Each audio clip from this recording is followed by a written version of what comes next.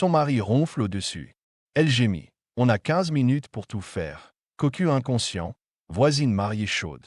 Si quelqu'un entre maintenant, tout s'effondre. Je fixe l'horloge murale de la cuisine. 17h14. Les aiguilles avancent avec un tic-tac qui résonne comme un compte à rebours. En haut, dans la chambre, j'entends le ronflement régulier de Marc. Profond, stable, inconscient. Elle est debout devant moi, à moins d'un mètre. Léa, ma voisine depuis 3 ans. 36 ans, cheveux roux qui tombent sur ses épaules, un regard vers qui semble toujours savoir quelque chose que personne d'autre ne sait. Elle porte une robe d'été légère, couleur crème, et ses pieds nus effleurent le carrelage froid de ma cuisine. Elle ne devrait pas être ici. Je ne devrais pas avoir ouvert cette porte. Mais quand elle a frappé il y a 10 minutes, essoufflée, les joues rouges, murmurant qu'elle avait besoin de parler, quelque chose en moi a cédé. La lumière de fin d'après-midi traverse les rideaux blancs, créant des ombres douces sur son visage. Je sens l'odeur du café que j'ai fait ce matin, mélangée à son parfum. Quelque chose de floral, de discret, de tangérix. Noah, dit-elle doucement. Son souffle tremble légèrement. Elle serre ses mains l'une contre l'autre, et c'est là que je le vois. Le bracelet. Ce bracelet de jade vert pâle qu'elle porte toujours au poignet gauche. Je ne l'avais jamais vraiment remarqué avant. Mais aujourd'hui, quelque chose cloche. Qu'est-ce qui se passe, Léa? Ma voix sort plus basse que prévu. Presque un murmure. Comme si parler normalement risquait de réveiller Marc. Elle me regarde, et dans ses yeux, je vois quelque chose que je n'avais jamais vu avant. De la peur, du désir, de la culpabilité, tout en même temps. Je ne peux plus continuer comme ça. Elle fait un pas vers moi. Un seul. Mais ce pas suffit pour que l'air entre nous change. Pour que tout devienne plus dense, plus lourd. Continuer comment? Je recule légèrement. Mon dos touche le plan de travail. Elle est maintenant à 50 centimètres. Je sens la chaleur de son corps. Son parfum devient plus fort, plus présent. Tu sais très bien de quoi je parle. Son regard descend une fraction de seconde vers mes lèvres, puis remonte. C'est rapide, presque imperceptible. Mais je l'ai vu. Mon cœur cogne dans ma poitrine. En haut, le ronflement de Marc continue. Régulier, rassurant, terrifiant. Léa, je veux dire quelque chose. N'importe quoi. Mais les mots restent coincés quelque part entre ma gorge et ma raison. Elle lève lentement la main. Ses doigts effleurent mon avant-bras. Le contact est léger, à peine perceptible. Mais c'est comme si une décharge électrique traversait tout mon corps. S'il savait que tu es ici. Elle ne retire pas sa main. Au contraire, elle la laisse là, et je sens la chaleur de sa paume contre ma peau. Il dort, dit-elle dans un souffle. Il dort toujours après son service. Pendant au moins 2 heures. 2 heures. Je déglutis. Ma bouche est sèche. Mon esprit hurle que je devrais la faire partir. Lui dire de rentrer chez elle. De ne plus jamais revenir. Mais mon corps ne bouge pas. Pourquoi tu es venu? Elle ferme les yeux une seconde. Quand elle les rouvre, il y a quelque chose de résolu dans son regard. Parce que je n'en peux plus de faire semblant. Soudain, un bruit. Un claquement sec. Je sursaute. Mon cœur s'arrête. Léa recule d'un coup, les yeux écarquillés. Silence. Puis j'entends. Le micro-ondes. Ce foutu micro-ondes qui vient de s'éteindre automatiquement après avoir fini son cycle de nettoyage. Je respire. Elle respire. Nos regards se croisent. Et malgré la peur, malgré l'adrénaline, je vois quelque chose dans ses yeux. Un sourire qui ne monte pas jusqu'à ses lèvres. Comme si cette terreur partagée nous rapprochait encore plus. On ne devrait pas, commence-t-elle. Mais elle ne finit pas sa phrase. Parce qu'à cet instant, elle pose sa main sur ma poitrine. Juste là. Et je sens mon cœur battre contre sa paume. Fort. Rapide. Incontrôlable. Dis-moi d'arrêter, murmure-t-elle. Je devrais. Je sais que je devrais. Mais je ne dis rien. Et dans ce silence, tout se décide. Le temps semble suspendu. La lumière de l'après-midi s'adoucit encore, transformant la cuisine en un cocon doré et dangereux. Léa ne retire pas sa main. Je ne recule pas. Qu'est-ce que tu veux de moi? Je finis par demander. Elle baisse les yeux. Son pouce caresse doucement le tissu de mon t-shirt.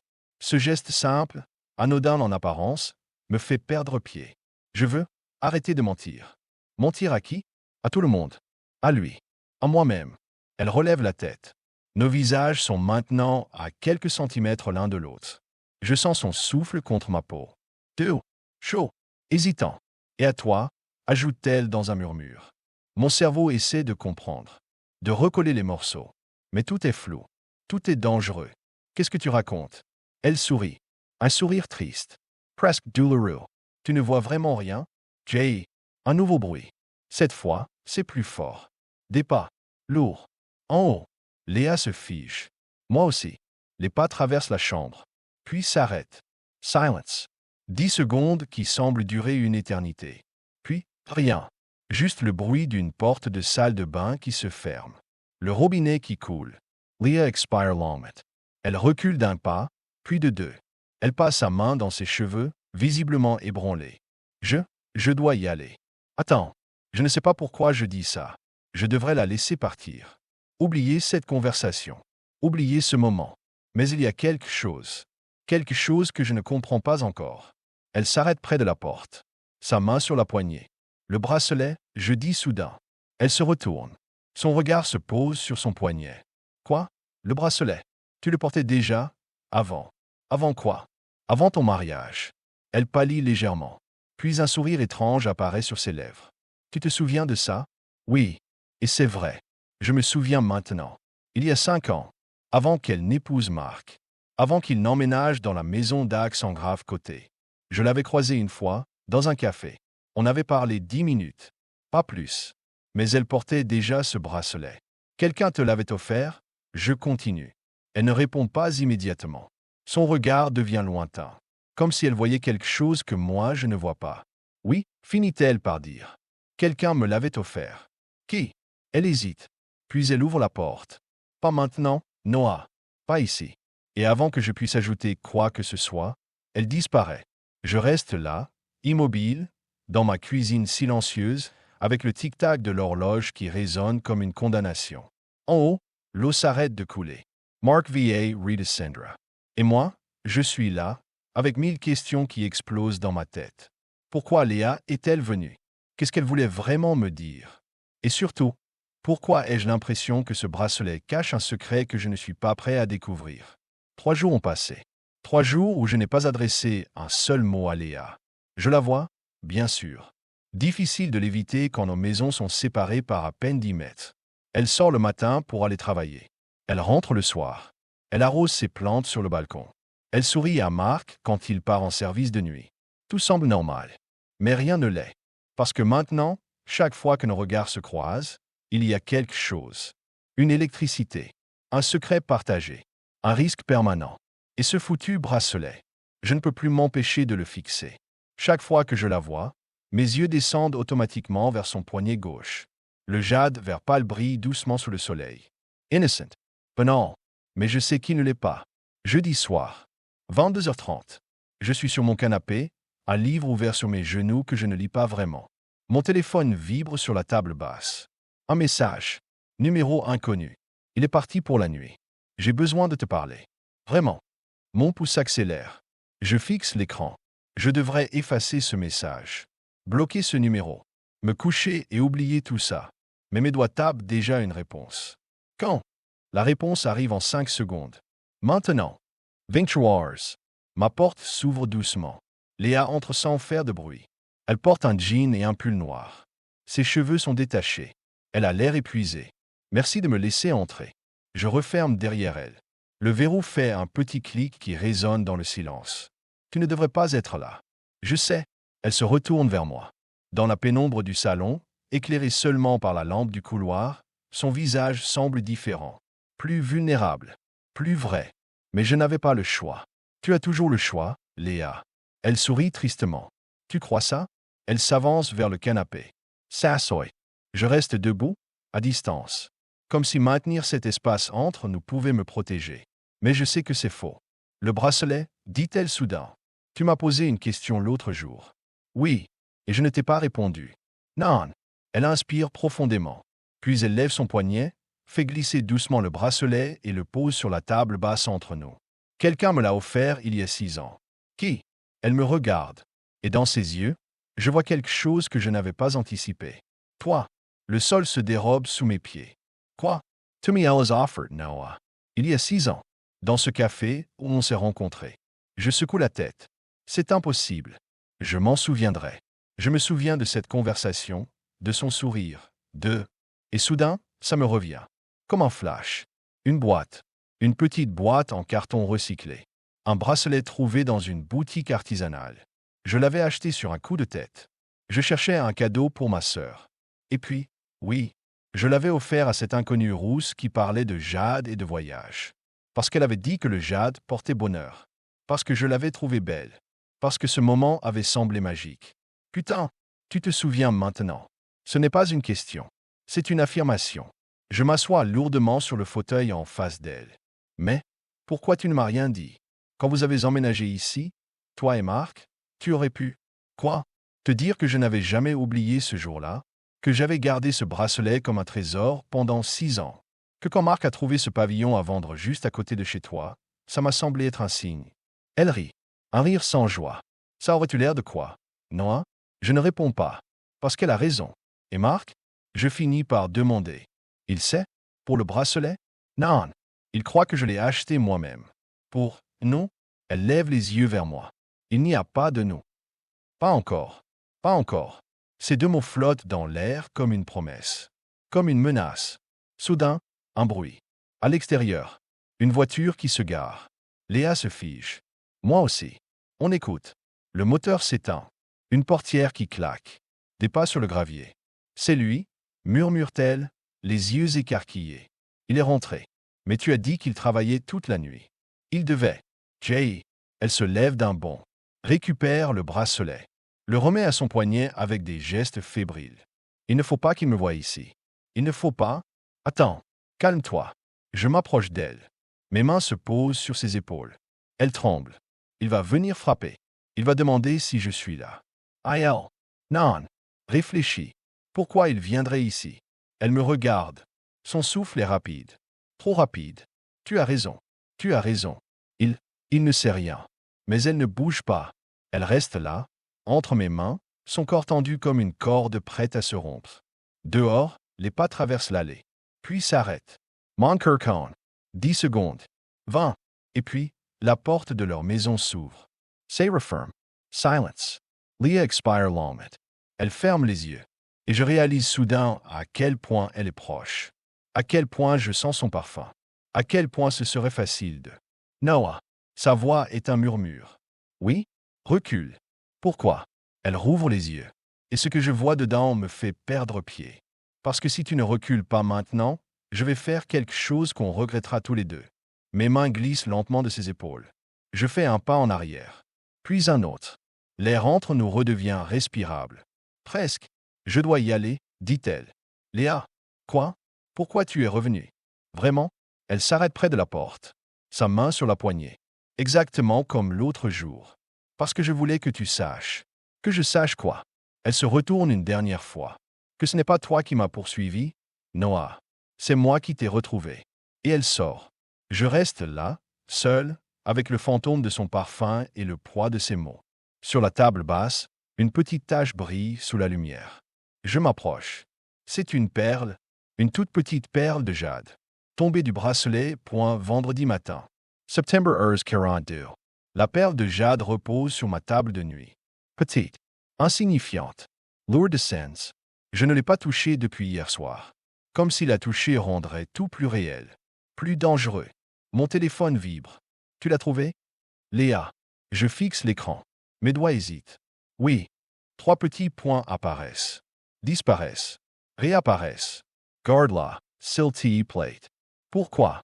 Parce que si je la récupère, il verra que le bracelet est abîmé. I'll pose her the questions. Et alors? Et alors je ne sais pas mentir aussi bien que tu le crois. Je repose le téléphone. Mon regard revient vers la perle. Tout devient trop compliqué. Trop vite. Samedi après-midi. 14 heures. Je suis dans mon jardin, en train de réparer la balançoire que j'avais installée l'été dernier. Le bois a pourri à un endroit. Il faut le remplacer. That's just simples. Mécanique. Qui m'empêche de penser. Salut, voisin. Je me retourne. Mark. 1,85 m. Carrure de rugby. Sourire facile. T-shirt de pompier délavé par trop de lavage. Il tient de bière fraîche. Salut. Je me suis dit que tu avais l'air d'avoir besoin d'une pause. Il me tend une bière. Je la prends. Le verre est glacé contre ma paume. Merci. Il s'assoit sur le muret qui sépare nos jardins. bois une longue gorgée. Soupir de satisfaction. Putain, ça fait du bien. Semaine de merde. Ouais, 3 interventions cette nuit. Un gamin coincé dans un ascenseur. Un feu de poubelle qui a failli devenir sérieux. Et un accident sur la départementale. Le mec était bourré. Il s'en est tiré avec des fractures, mais ça passagère. Il secoue la tête. Bref, on n'est pas là pour parler de ça. Il me regarde avec un sourire. Alors, la vie de célibataire? Toujours pas de meuf à l'horizon? Je hausse les épaules. J.E. Service. Tu devrais venir dîner un soir. Léa cuisine super bien. Elle te ferait rencontrer une de ses copines. Il y en a une, Sophie, qui est. C'est gentil, mais non. Il rit. Allez, mec. Tu peux pas rester seul éternellement. Si seulement tu savais. Je bois une gorgée de bière pour masquer mon malaise. Et toi? Ça va avec Léa? Il me regarde, surpris. Puis il sourit. Ouais, enfin, tu sais ce que c'est. Le quotidien. Les factures. Le boulot. Des fois, on se prend la tête pour des conneries. Mais au final, on SM. C'est ça l'important. Il fait tourner sa bière entre ses mains. D'ailleurs, je voulais te dire. Merci. Merci pourquoi? Pour l'autre jour. Quand Léa est venue te voir. Elle m'a dit que tu l'avais écoutée. Qu'elle se sentait un peu stressée et que tu lui avais remonté le moral. Mon sang est glacé. Elle t'a dit ça? Ouais. Elle traverse une période bizarre en ce moment. Je sais pas trop ce qu'elle a. Mais bon, ça me rassure qu'elle puisse parler à quelqu'un. Il me tape sur l'épaule. T'as son bangars, Noah. Je sens la bile monter dans ma gorge. Pas de problème. Il finit sa bière. Se lève. Bon, je te laisse. J'ai promis à Léa de l'emmener faire les courses. Tu connais les femmes. Elles adorent traîner dans les supermarchés pendant 3 heures. Il rit. Je souris par politesse. Et quand il s'éloigne, je reste là, ma bière à la main, avec ce goût amer dans la bouche qui n'a rien à voir avec l'alcool. Samedi soir. 23 Queens. Je n'arrive pas à dormir. Je suis allongé dans le noir, les yeux ouverts, à écouter les bruits de la nuit. Le vent dans les arbres. Une voiture au loin. Le silence écrasant de ma chambre. Et puis, un son. Léger. Presque imperceptible. Un caillou contre ma fenêtre. Je me redresse. Mon cœur s'emballe. Un autre caillou. Je me lève. Écarte le rideau. En bas, dans l'ombre du jardin, je la vois. Léa, vêtue d'un long gilet en laine sur une nuisette claire. Pieds nus dans l'herbe. Ses cheveux roux brillent sous la lumière de la lune. Elle lève la main. Me fait signe de descendre. Je devrais fermer le rideau. Retourner me coucher. Ignorer tout ça. Mais je descends point, elle m'attend près de la haie. Ses bras sont croisés contre la fraîcheur nocturne. Son souffle forme de petits nuages blancs dans l'air. Tu es folle. Je sais. Marc pourrait se réveiller. Il dort comme un mort après sa journée. J'ai vérifié. Elle me regarde. Dans la pénombre, ses yeux semblent plus grands, plus profonds. J'avais besoin de te voir. Pourquoi? Elle s'approche. Un pas, puis un autre. La distance entre nous se réduit jusqu'à ce que je puisse sentir la chaleur de son corps. Parce que je ne peux pas continuer à faire semblant que ce qui se passe entre nous n'existe pas. Il ne se passe rien entre nous. Mensonge. Léa. Elle pose sa main sur ma poitrine. Juste là, exactement comme l'autre jour. Et je sens mon cœur s'affoler sous sa paume. Tu le sens? Murmure-t-elle. Ton cœur bat comme le mien. Rapide. Fort. Effrayé. On ne devrait pas. Je sais. Mais elle ne retire pas sa main. Et moi? Je ne recule pas. Marc m'a parlé, je dis soudain. Il m'a remercié de t'avoir écouté. Elle ferme les yeux. Je lui ai menti.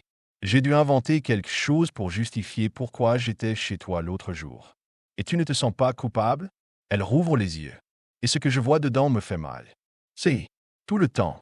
Mais tu sais ce qui me rend encore plus coupable? Quoi? C'est que même avec toute cette culpabilité, je suis quand même là. Devant toi. À minuit. Alors que je devrais être dans mon lit à côté de lui. Son autre main remonte lentement. Effleure mon bras. Mon épaule. S'arrête près de mon cou.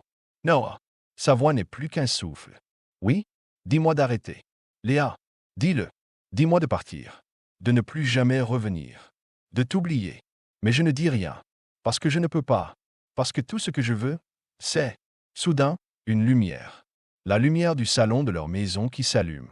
Léa se fige. Ses yeux s'écarquillent. Merde, merde, merde, merde. Elle recule précipitamment. Perd l'équilibre. Je la rattrape par le bras. Calme-toi. Il est réveillé. Il va voir que je ne suis pas là. Il va. Respire. Écoute-moi. Tu rentres par la porte de derrière. Tu dis que tu ne dormais pas et que tu es descendu boire de l'eau. C'est tout. Elle me regarde, paniquée. Et s'il ne me croit pas, il te croira.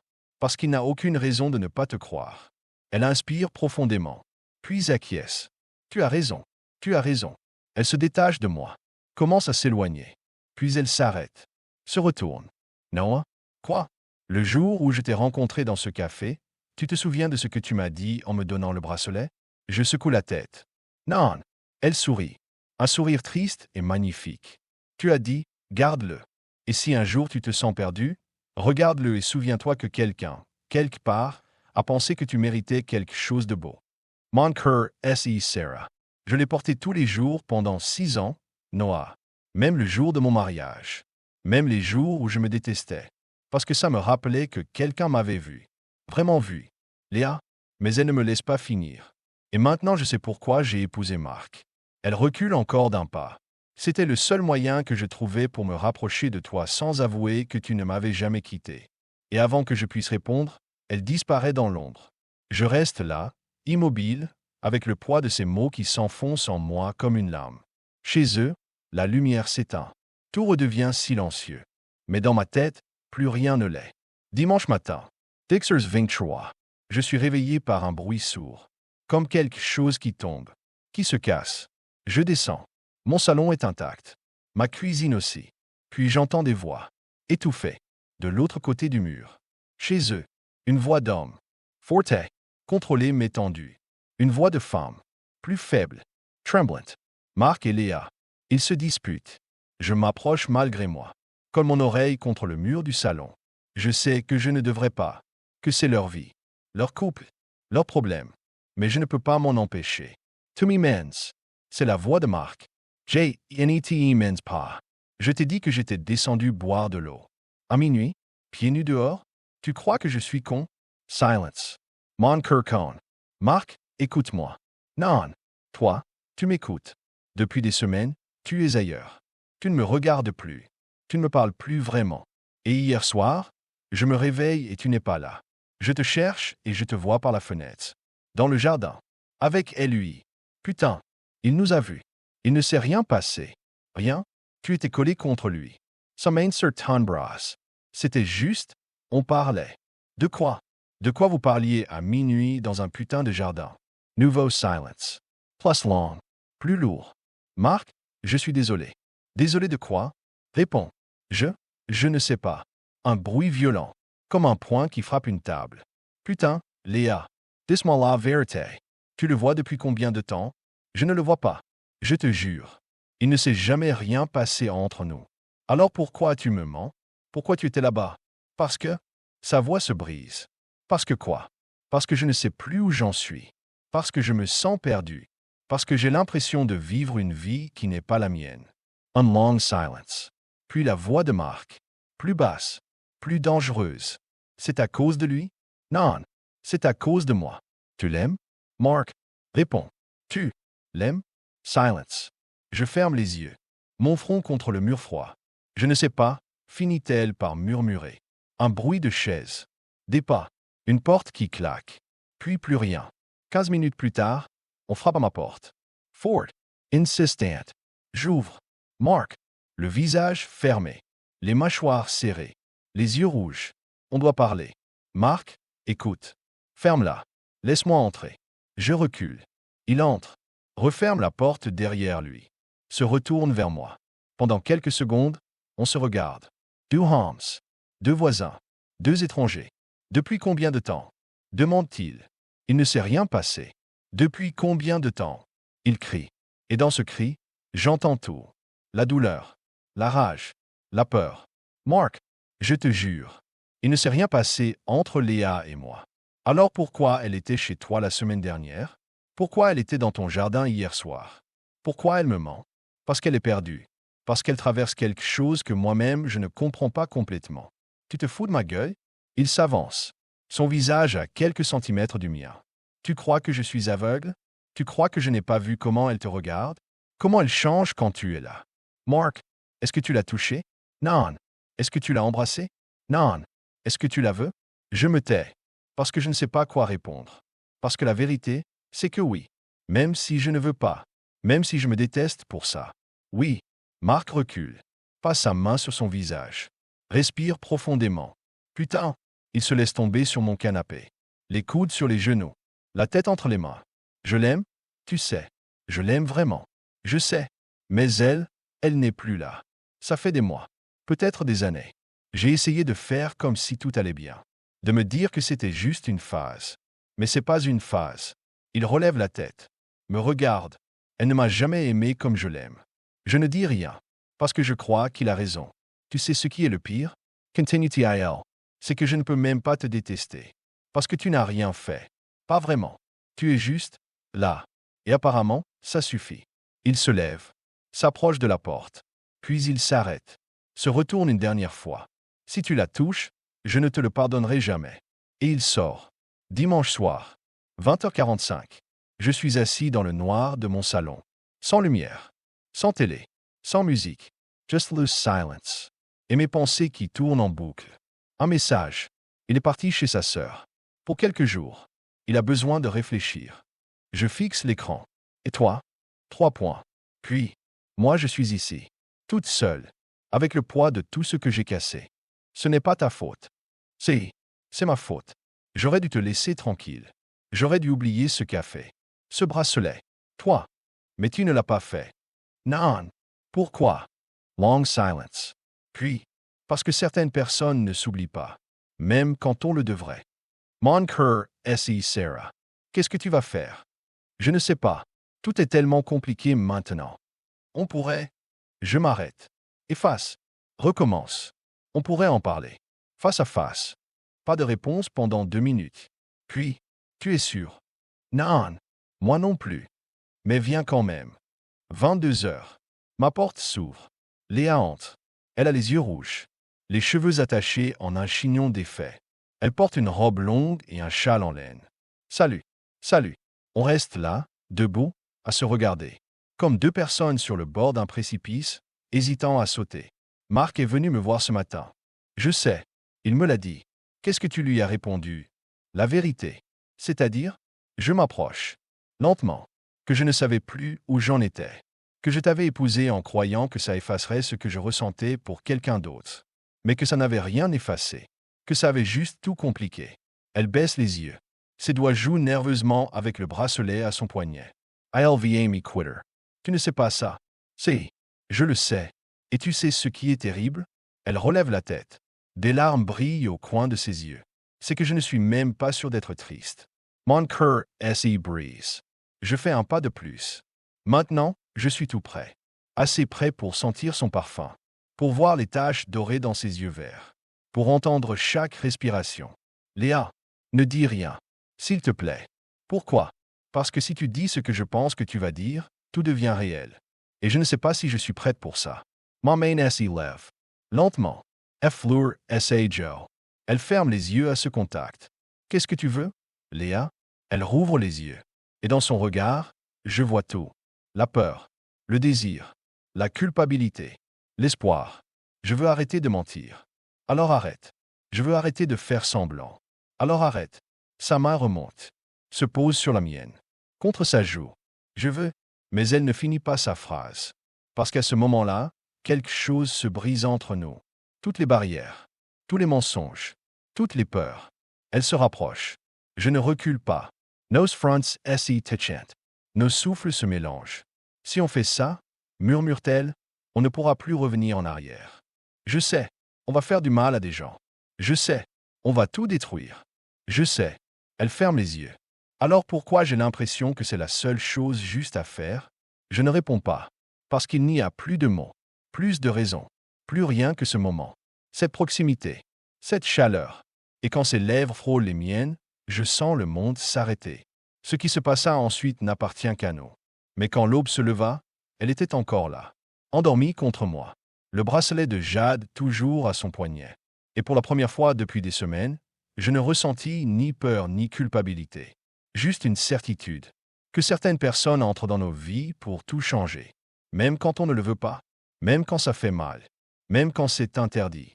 Lundi matin. 6h32. Elle se réveille. me regarde, sourit doucement. Bonjour. Bonjour. Je devrais partir. Pas encore. Elle pose sa tête sur ma poitrine. J'entends son souffle. Régulier. Paisible. Noah? Oui? Qu'est-ce qu'on va faire maintenant? Je passe ma main dans ses cheveux. Je ne sais pas, mais on trouvera. Elle se redresse. Me regarde dans les yeux. Il va falloir tout dire à Marc. Je sais. Ça va être horrible. Je sais. Tu es prêt pour ça? Je prends sa main. Embrasse doucement la paume. Avec toi? Oui. Elle sourit. Mais dans ce sourire, il y a quelque chose de triste. On va détruire un couple. Une amitié. Une vie entière. On va peut-être aussi en construire une nouvelle. Elle ne répond pas, mais elle ne part pas non plus. Et dans ce silence, je sais que tout a changé. Définitivement. Épilogue. 3 semaines plus tard, Marc a signé les papiers du divorce. Léa a déménagé dans un petit appartement en centre-ville. On ne se voit pas encore officiellement. Trop tôt, trop compliqué, trop de regards. Mais chaque soir, elle m'envoie un message. Bonne nuit. Et chaque soir, je réponds. Bonne nuit. Le bracelet de jade est sur ma table de nuit, avec la perle que j'ai gardée. Un jour, je les lui rendrai. Réparée. Comme nous. Peut-être. Encore aujourd'hui, quand je passe devant leur ancienne maison, je me demande si Marc me pardonnera un jour, ou si certaines trahisons ne s'effacent jamais. Mais je me demande aussi si ne pas suivre son cœur n'est pas la plus grande trahison de toutes.